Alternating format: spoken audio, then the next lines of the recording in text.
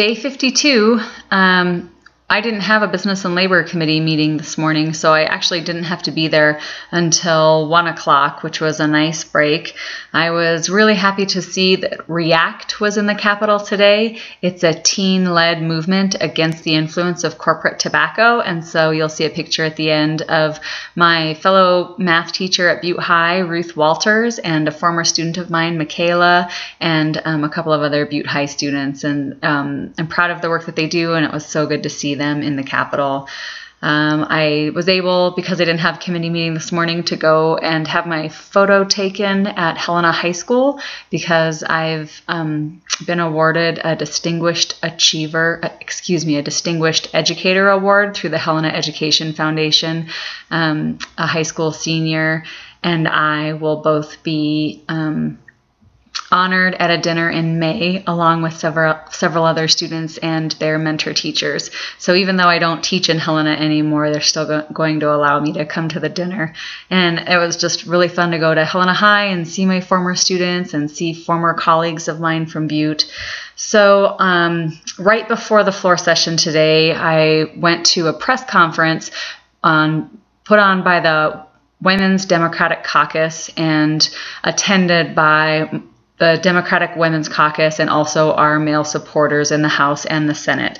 And it was really good timing for a press conference because just about an hour before that press conference occurred, the Appropriations Committee voted on party lines not to restore the Title X funding to the budget.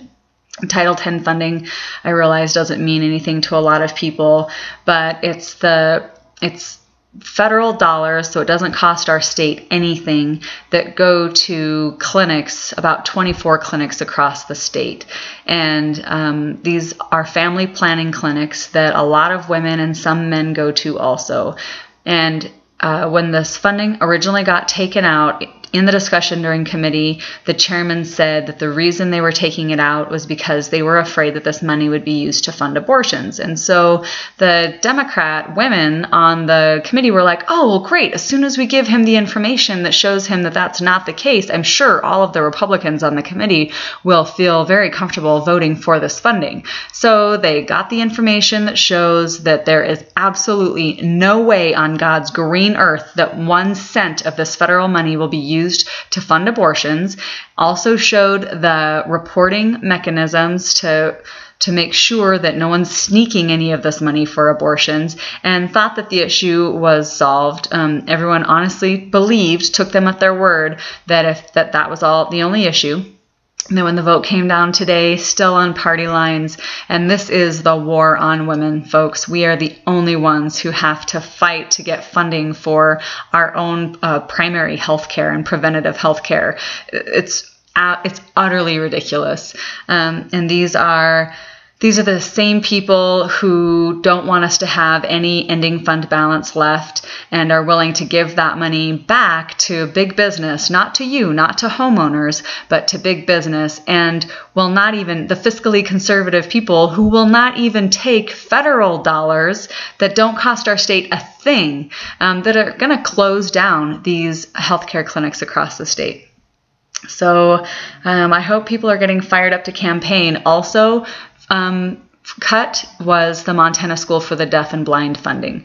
So when I talk about Montana taxpayers paying for services, for paying taxes and expecting to get services in return, these are exactly the things I'm talking about.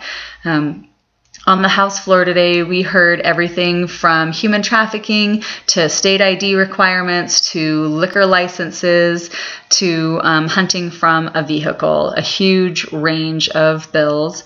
And the human trafficking bill was a good bill with a few issues that was brought by a new and young representative.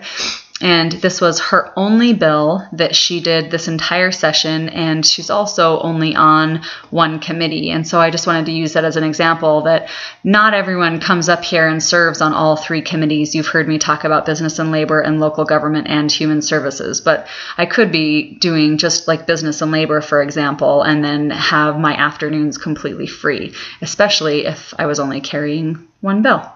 Senate Bill 101 was a bill that strengthens and narrows the language for who is eligible to hunt from their vehicle. There have every year, every session in the legislature, been issues raised about who can and cannot hunt from their vehicle. It's a disabled hunting license. And a representative stood up on the floor who has the prosthetic hand and a prosthetic leg and asked, in this bill, it talks about prosthetic appliances. What are those? And he wasn't kidding. The Senate Bill 101 about disabled hunters had a long bill. It was amended in the Senate committee, and then it was amended in the House committee. And then today on the House floor, the sponsor tried to remove some of the amendments that went on in the House committee. Those attempts both failed. So now that it has been amended in the House committee, we passed it on the floor. It has to go back instead of going to the governor, because it's been through both houses. It has to go back to the Senate so they can approve the amendments that the House put on. So just kind of an interesting example of all of the back and forth that couldn't go on with a bill. There was a bill to allow up to 3 liquor licenses per person that failed in committee because several of the committee members, due to their faith, cannot vote for anything liquor related at all, but then was reconsidered in committee and a couple of votes flipped and it passed today on the House floor. So just another example of kind of the twists and turns that a bill can take. We heard a bill dealing with the sex offender registry as well. So a wide range of topics. A lot of, if you'll excuse my language, a lot of BS about the budget and whose money it is and where it belongs. And I really feel strongly that everyone should be paying attention, getting involved, calling their legislators, emailing their legislators and saying, no, don't be making decisions about spending my money unless you're going to make the right decisions, because the Montana values that you and I have are not being represented in the legislature. I wholeheartedly believe that. Thanks for listening. Thanks for all of the encouragement and support. Have a great day.